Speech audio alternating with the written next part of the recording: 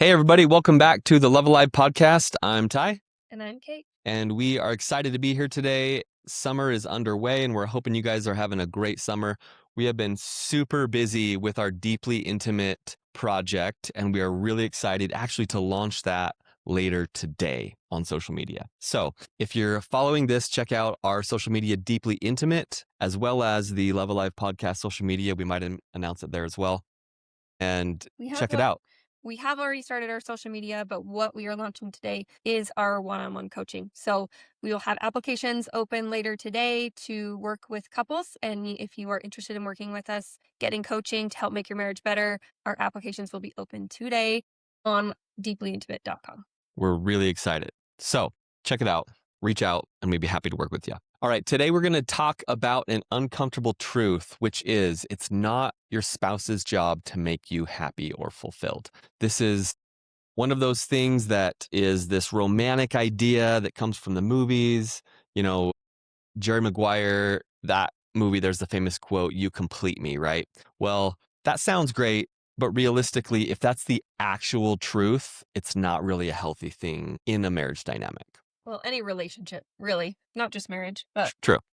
you shouldn't be relying on another person for your happiness. Yeah, definitely. So we like to say happiness is an inside job, right? So we're all responsible for creating and cultivating our own happiness. And while a spouse absolutely can make you happier, I mean, Caitlin in my life is one of the biggest sources of happiness for me, hands down. I'm so much happier because of her, but I'm also a whole and happy person by myself without her, which wasn't always the case. Back in the day, not even close. So today we're going to kind of break this down, the damage it does, a lot of times why it persists, and how liberating it is to finally drop the weight of trying to fix each other and allowing each other to work on themselves and thrive as an individual instead of each of you being dependent in different ways on each other. Yep. For- Okay, so a lot of times we get into relationships, especially marriage, with a lot of unspoken expectations. And we've done an episode on expectations and we know they kill intimacy. But a lot of times we come into relationships with trauma, with voids, unhealed parts of ourselves. And we kind of expect the other person to fill in those gaps for us or to fix those things for us. We kind of go into relationships sometimes with low self-worth, and we expect the other person to give us our self-worth, to make us feel worthy and wanted. and wanted. Again, while that sounds romantic, it's really unhealthy because you are outsourcing your power there. And so it's really easy. I feel like there's a lot of people that do this. And so if you are in that boat, don't feel bad. I really think the majority of people go into relationships with these kind of unspoken expectations and with maybe not an expectation, but maybe a hope that this other person can fill the voids that I am feeling, that they can fix these parts about me, that they can make me feel, worthy, wanted, desired by the way they treat me, which could be true, but that cannot be the source of The only that source. cannot be the only source. It's got to come from inside. Because those things, making Caitlin feel worthy and wanted and desired, is something that's important for me. But I am not the only place that she gets that from. She also gets that from her own self-worth, from knowing for herself that she is an absolutely amazing person and believing that. Yeah. And really knowing who she is. So she gets it from herself first, and then I pile it on top of her after that. Yeah. It's just, that's kind of the goal, right? Is that you feel happy and fulfilled within yourself, and then your spouse or your partner, they just add to it. That's just like bonus points on top of how you already feel.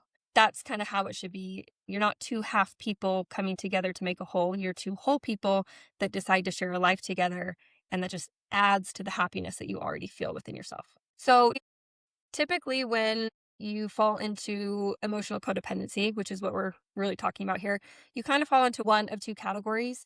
And you either become the partner who tries to fix everything. We were going to call them the burdened partner, or the receiver or waiting partner who's waiting for your partner to fix them, basically, or make them happy. And we each fulfill those roles Oh, in yeah. our marriage. So I'm going to let Tyler speak to like the giver, the burden partner, because that was definitely his role in our relationship for a really long time. Yeah. So coming into the relationship, she was much more independent and I very quickly became codependent. And so for me, I was the one that was always trying to fix things, always trying to pull this connection into the relationship. And it was almost like well, it definitely was like a forced thing. So, and what I ended up doing is I ended up putting all of my emotional well-being on her shoulders, which is, again, it kind of sounds romantic. It's kind of like, I can't be happy if you're not happy, right? Happy wife, happy life. And what that does for me is it gives her the power, all of the power for me to be okay. And what it does for her is it puts the weight of my emotional well-being on her shoulders. So what ended up happening for her is she would know that I couldn't be happy if she wasn't happy. So it pressured her into never having a bad day because now all of my happiness was based on what she was doing or her mood or how she was treating me. I for sure still had bad days, but it made it worse when his emotional state was also resting on whether I had a bad day. It's like I wasn't allowed to have a bad day and that be okay. I had to try to make it better or just feel guilty about having a bad day because it also brought him down. Yeah, He and couldn't that's be okay. that's By himself. crappy. Her feeling guilty about having a bad day because then it made me have a bad day. And the emotional heaviness of her bad day was double because she also held the heaviness of my bad day. And then for me, I didn't have the ability because I gave it all to her to have my own good day because it was dependent completely on whether or not she was having a good day. It's a very toxic loop. It's toxic and draining and exhausting for both of us. And And we did that for 15 years. a lot of years. It was tough. A long time. And so that was me. I was the codependent one. I was the one that always said sorry when there was an argument, always trying to fix it, always trying to, The anxious one. yeah, I was the anxious attachment as we've talked about before. And I was, admittedly doing most of the effort in the relationship because I didn't really give her space to do effort in her own way, which was a little bit different than mine. I would just jump into it and try to force this connection, force us to be okay when sometimes we just needed space to just process things. And I did not let that happen. Yeah. Yeah. So then there's the other side, which was Caitlin. Yeah. So we're calling this the waiting partner. And this is like feeling stagnant and unhappy, unfulfilled, and you are blaming the other partner for where you're at. And it can be that you are expecting the person to fix them again, to give you your self-worth, to make you happy, to do all the things that you want. Mine was a little different. I wasn't actually waiting for him to make me happy, but where I fall into this category was waiting for his permission to do the things I wanted or needed to do to make me happy. So what happened was I felt like I wanted to work outside the home. I wanted to pursue certain things. He didn't support that. He definitely didn't encourage it. And so I felt obligated to not do those things. So I had created the story in my mind that I had to have his permission to do those things, to do the things that would make me happy. So basically, I needed his permission to be happy. And And admittedly, I was the one that created that dynamic because when she would want to do something that was, threatened to. threatening, somewhat separate from the relationship, I would shut it down or make her feel guilty, or just my anxiousness would make her not want to do it. Yeah, he made me, that was the main thing. Like I would feel guilty for Yeah. wanting, because his excuse was like, why would you want to work? You don't have to work. I make enough money. You can Mhm. be a stay-at-home mom. Why would you want to do that? And I would feel like a bad mom that I wanted to go do those things. So And I'm like, we have the American dream. This is everything anybody ever wants. And you want to not be at home in the house. Like, what's wrong with you? And so it's just this back and forth dynamic. And yeah, admittedly, I created a lot of the reasons that she struggled with having self-worth and her own identity.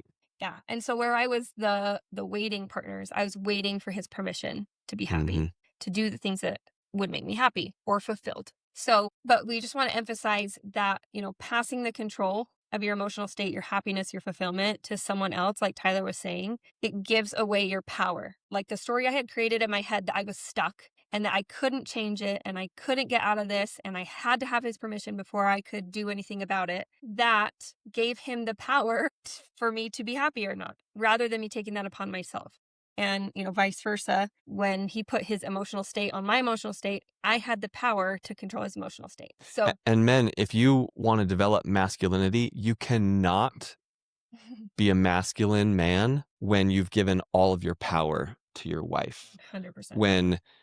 And again, it sounds romantic. Like, hey, if you're having a bad day, I'm having a bad day because I'm going to just follow you. And if you're having a bad day, then I'll come cry with you and blah, blah, blah. Like, if you're giving her your power, you cannot be a masculine presence, a grounding, rooted person for her to then fall into her feminine with. And that's the goal. I And mean, let me tell you, and I will tell you from, my perspective, his emotional state being dependent on mine was incredibly unattractive. Incredibly unattractive because mhm, it was not masculine. So when he started to, manage himself and man I up, wasn't man up, grow yeah. some balls.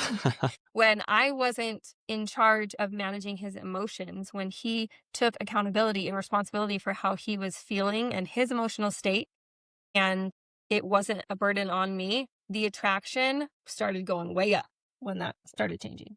I remember one night, and I might have shared this story in a different podcast, but I'm going to share it again. One night, early in my own improvements, when I was like, oh, I'm going to take charge of my own life. I'm going to be happy on my own. I'm going to start doing some things that I want to do.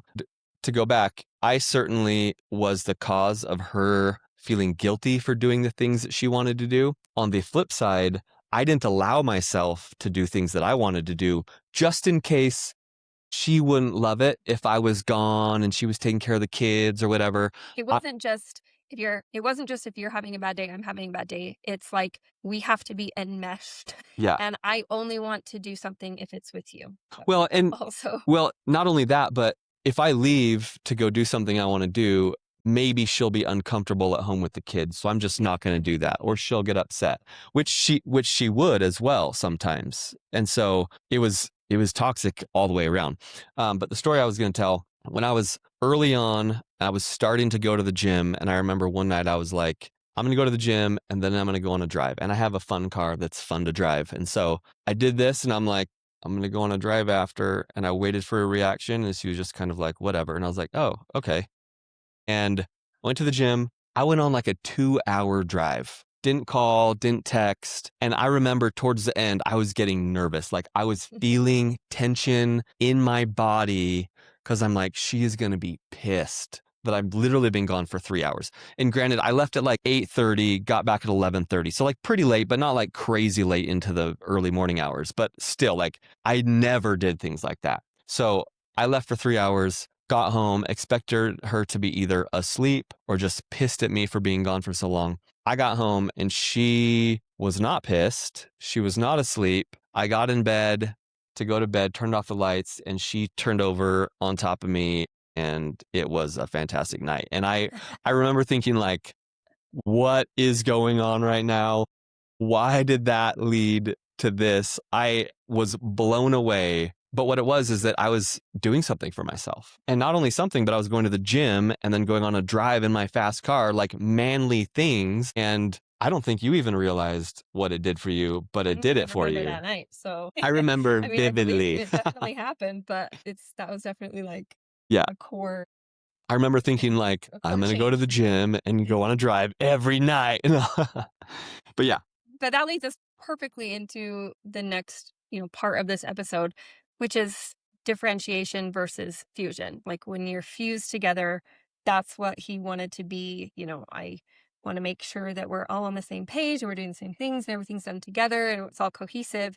Versus differentiation, which is exactly what he did. He went to the gym and went and drove his car by himself. He differentiated. And that we've talked about before. We have an episode on that where it's kind of a counterintuitive concept. And just to reiterate what differentiation is, it is where you are deeply connected to another person, but you still have a solid self, your own identity, your own hobbies, your own kind of life. and you know who you are and thus know what will make you happy. Yeah, separate Yeah. from the other person. Yeah. So it's basically the difference between being emotionally codependent and having a healthy, differentiated dynamic. Yeah. I want to add one more thing too, just for the sake of potentially resonating with you. One of the reasons I never wanted to go do my own thing is because I didn't want her to go do her own thing. And so I felt bad. Like, I don't want her to leave for 3 hours. Like, that would suck for me. I want her to be around. So I'm going to be around because it wouldn't be fair if I went and did my own thing when I really don't want her to do her own thing. Yeah. And that was a driving force in me not doing anything for myself, is because I didn't want her to do anything for herself. Yep. Yeah. So maybe you can resonate with that. So differentiation is good. That is Yes. what will help you get to the place where you are the source of your own happiness and your own fulfillment because you learn who you are, what you want, what your desires are, what the things that actually make you happy separate from your partner. So we highly, highly recommend differentiating, finding your own hobbies, your own sense of self. But again, the key there, just to always remember, this isn't just to separate and be different people. Differentiation, healthy differentiation, I should say, is you still remain deeply connected with your Mhm. partner. So while you are establishing your own self outside of the relationship, you are still deeply invested in the relationship. You collaborate together, you share the things that you are doing with each other.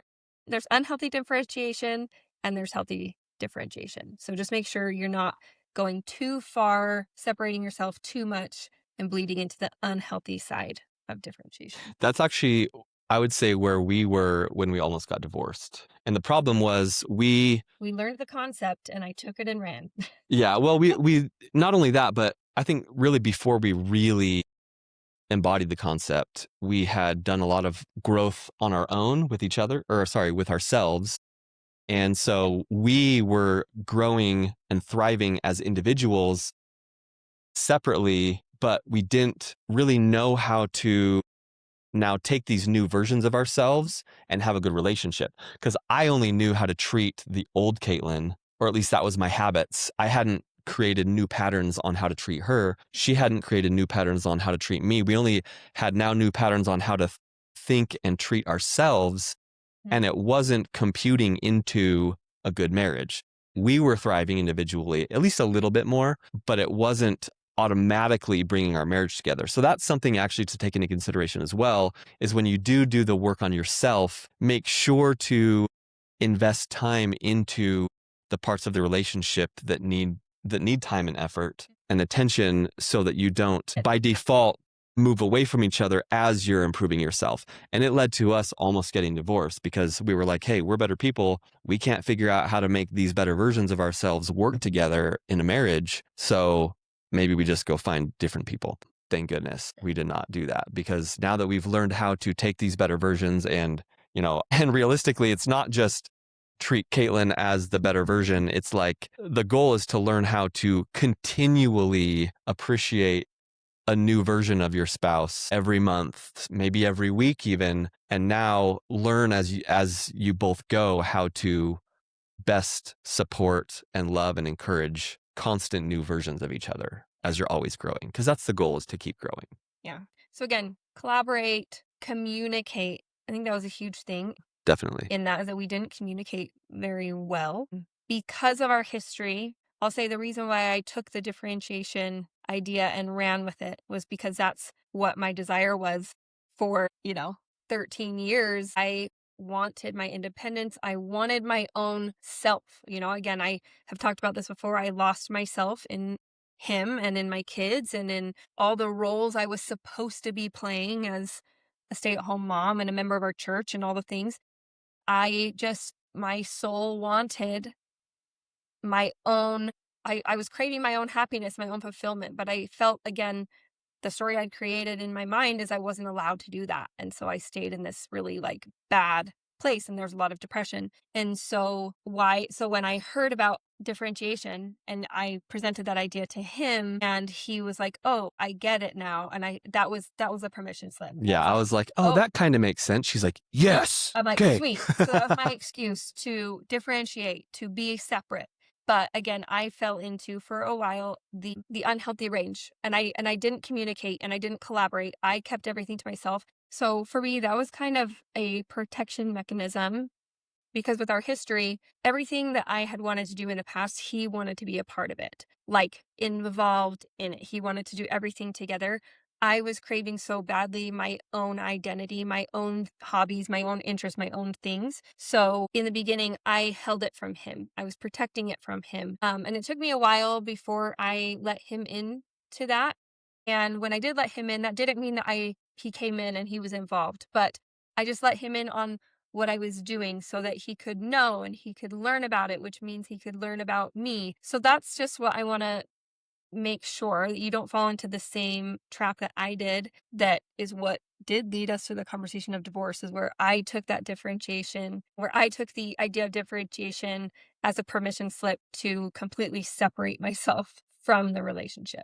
And I will say, I want to say it almost needed to be that way at first, because I don't know if I would have let her have the space and the freedom that she needed to really cultivate some of the understanding and learning about herself, because I was so codependent and because again, I don't know, clingy and suffocating in a lot of ways in our marriage. Yeah. And so I True, I but I think the key is just to be aware, right? So you might need some space where it's like, hey, I'm going to do my own thing respectfully for a little bit, just so I can gain a little bit of self-worth and self-understanding. I love you. I want to stay married to you, but just I need a little bit of space, and then I'll bring you in when I feel okay about it. well, that I believe that's healthy, right? Yeah, But that's what I'm talking about is communicating exactly. and Yeah. collaborating, like letting them know, hey, I'm not just separating myself and like I'm going to leave. That's what I'm talking about. It's Mm, just stay in communication. It doesn't mean that you have to let each other in on everything right away, but you just communicate what's going on. That's yeah. what I mean. And I will say, as soon as she did start to let me in, and I did let her have these things as her own and her own feelings. And if she was having a bad day, I would hold my own emotions separate of hers. As soon as we started to collaborate in these ways, even just a little bit, all of a sudden there was intimacy, a little bit of intimacy, Yeah. nowhere near what it is today, right? But that's when it got started, and that's when it started to develop. And the contrast of what it was before was huge. I mean, it was fantastic. Yeah. Intimacy is so much more counterintuitive than you think it is, guys. Yeah, it's weird.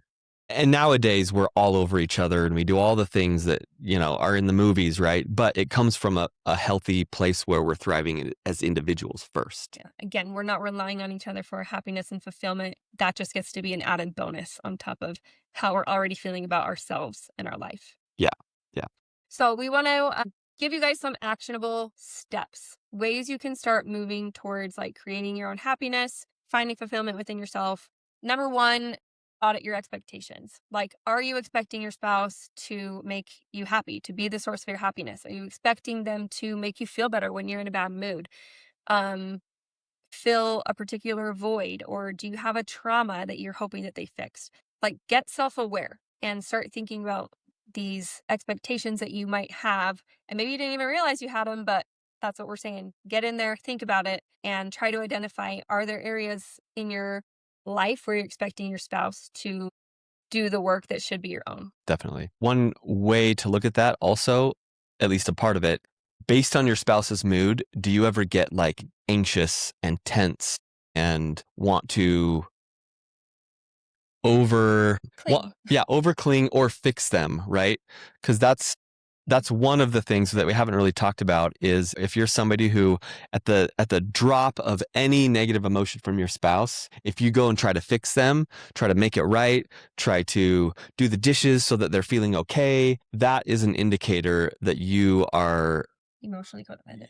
giving your spouse the power over your own emotions and your Mhm. own ability to be an individual. Yeah. The next one is just outsourcing or differentiating in a healthy way. So, like building friendships outside of the relationship, getting back into hobbies. This could mean even going to like therapy if you have some deep issues, right? Especially if it's like there's a trauma, there's something in your life that comes from trauma, and you're kind of hoping your spouse will fill that void or make you feel better about that. Go to therapy, like work on that yourself, and because that is your own work. Yeah. Or if there are things in your relationship ways that you treat your spouse or respond based on deep trauma, sometimes therapy is going to be the way that you can stop doing those things that are toxic to your relationship. Yeah. So, Yeah. But just start doing things for you. and when you can do these things, when you can stop giving your partner the power over your emotions or stop relying on your partner for permission to do certain things, there's a freedom in the relationship for intimacy and romance and all of the things that you want. There's a space for those things that is created by cutting the ties of codependency and expectations. Yeah. And that freedom and that safety is the absolute goal forever in your marriage. We are constantly trying to create more freedom and more safety. And again, it sounds counterintuitive. More freedom equals more closeness, right? But it's true. The freedom to choose each other daily is an absolute gift. And freeing them of that burden, like letting your spouse off the hook for your happiness and your fulfillment, that's a huge act of love. Like, that's the ultimate act of love, is saying, like, you don't have to be this for me. Yeah. You just get to add to my happiness. Ooh, I love that. Like, it's not a burden, like, because that's a burden for Yeah. someone, right? So, yeah, letting them off the hook, releasing that expectation of them, man, it makes a huge difference. And it really is an incredible act of love towards that person. I'm going to say what you just said again, because I think that's huge. Maybe just a different word. You don't have to make me happy. I can make myself happy. You just get to add to my happiness as an individual. Oh, I love that. Should be, Yeah. That's the ultimate goal of a healthy, differentiated relationship. Yes. We're going to give you guys one call to action to wrap up this episode. So we want you to reflect on one expectation. So I had just talked about auditing your expectations. We want you to reflect on one of those expectations and take the ownership back this week. So realize an expectation that you have of your spouse, an area where maybe you're relying on them to be something or do something for you, and take the ownership back. Yeah. Realize and start trying to brainstorm ways in which you can fulfill that need yourself, for yourself. And if you're deep into it, like we were, start small. Yep. You don't need to say, I'm going to be my own person today and I'm not going to do any of this crap. It's not going to work, right? If you've got years and years and years of programming and co-creating this tough dynamic, you're not going to just snap your fingers and it's all going to be better. So do one little thing, go to the gym without your partner, go on the drive. Like an example for me, just where I started small, was, again, he didn't like when I would go out on my own or with my girlfriends very much, but I knew that going out with my girlfriends like filled my cup. That I loved going out with my girlfriends. I got time to myself, talking with other humans that wasn't my husband or children. And so it would be like, I would tell him, hey, I'm going to go out with my girlfriends once a week. And he might give me pushback and he might not really encourage that or make me feel guilty. But what I would do in that situation, and this is taking the ownership back, I need this to fill my cup. I feel like it makes me a better wife, a better mom, when I can go out and have time to myself. So I understand that we don't agree on this. We're not quite on the same page, but I do know that this is going to be beneficial for me and ultimately beneficial for the relationship. So I'm going to go out with my girlfriends once a week and take that ownership of, this is what I need, so I'm going to do it.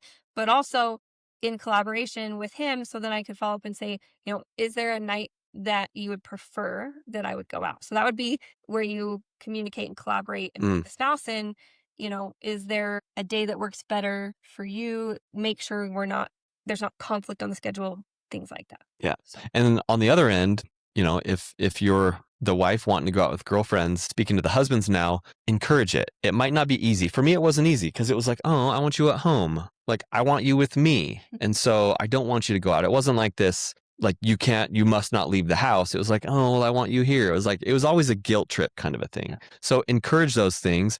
Wives, when you get back, don't be afraid to be excited about how much fun you had. And guys, be excited that she just went out and had a lot of fun, because I promise you it's going to benefit you. Yeah, for sure. And so if you can do that and collaborate on the benefits of it, right? Women, don't downplay it like, oh, it was okay when you really went out and had the time of your life. Be excited about it. And guys, let them be excited about it and be excited for them. And this goes with all the things that might that might be similar that you need to do. Yeah. But yeah, start small. But those are just like to give you one example of how you could maybe start small. Okay. So I think that is it for this episode. We hope this was helpful to you guys. As always, any questions, reach out to us, leave a comment, email us. We would love to hear from you. And again, we will be launching a bunch of our Deeply Intimate stuff today. We've got our social media page on Facebook and Instagram, Deeply Intimate, although Instagram is much more robust with all the content we've been putting on there. So check out deeplyintimate.com. And we'd love to talk to you. We'd love to help you in your relationship. And again, as of today, we're putting it out there to be able to do that. So reach out and have a great day. Thanks, guys.